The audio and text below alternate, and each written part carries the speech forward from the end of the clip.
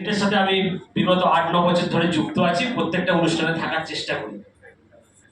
তো আমার স্বরচিত কবিতা এই বইতেই আছে, প্রকাশিত হয়েছে, সেই কবিতাটা আমি একটু পড়ে শোনাচ্ছি। আমি বাচিক শিল্পী নই, তো আমার স্বরচিত কবিতাটা আমি পড়ে শোনাচ্ছি। কবিতাটার নাম বৃদ্ধাশ্রম, কলমে কবি সুজিত সাধুখা।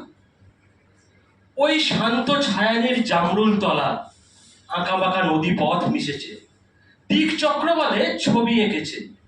পথের ধারে অশীতপয় বৃদ্ধ রয়েছে পড়ে, 3 দিন তার খাবার নাহি জোটে।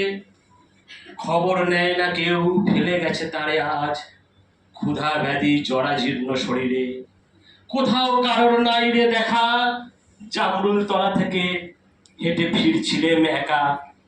হঠাৎ শব্দে চোখ মেলে চেয়ে দেখি, এ বৃদ্ধ তো ছেলেবেলার প্রতিবেশী।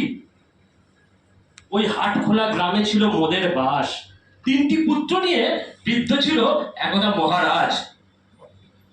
আজ তার কোন পরিণতি, আমার পিতার বন্ধুর কি হবে গতি। ভেবেই কোনো কুল কিনারা পাইনে, এমন সময় সমাজসেবী বন্ধুর নম্বর খুঁজি। মুঠোফোনে তারে সব বুঝিয়ে বলি, অমনি সে ছুটে এসে নিয়ে যায় তারে। বৃদ্ধাশ্রমে ঠাঁই হয় সব হারানো বৃদ্ধরে। নিজেকে বড় কষ্ট হয় এদের কথা ভেবে, কুসন্তান জন্ম দিয়ে কত কষ্ট অবশেষে। কেউ যেন এমন ভাবে কষ্ট নাহি পায়, সবার উপরে মানুষ সত্য সমান নাহি যায়। জামরুল তলা দেখলো অমানবিক সমাজ, চারিধারে ভরেছে বৃদ্ধাশ্রম সামাজিক লাজ। এ কেমন মানব জমিন বৃদ্ধাশ্রমে বাস, পিতা মাতার অবহেলা নিজেদের সর্বনাশ। পিতা স্বর্গ পিতা ধর্ম, মাতায় মাতৃরূপ, পিতা মাতার সেবায় আসল স্বর্গসুখ।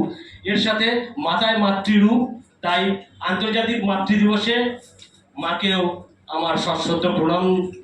তাই মাতৃ বন্দনাও এর সাথে আমি ছাড়লাম।